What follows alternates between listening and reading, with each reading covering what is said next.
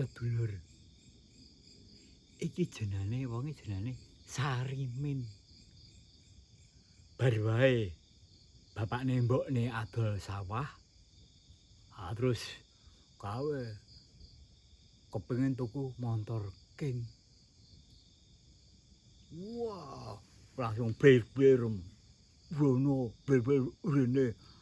Wah, ning desane kan yo nembe dekne to sing ndek motor King.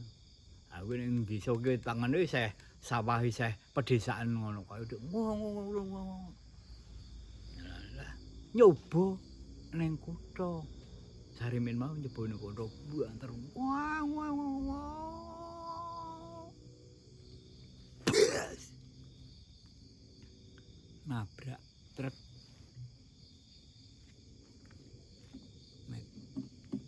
Ceritane dase ora ono.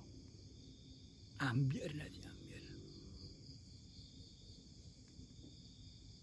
Mergo mati saya ora resmi loh mati dalam kondisi ngono iki. Arwah gentayangan.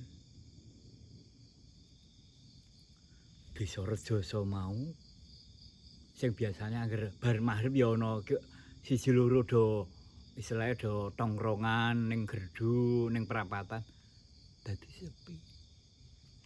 Jan sepi. Sepi banget. Sahane hening mencekam lho istilahnya.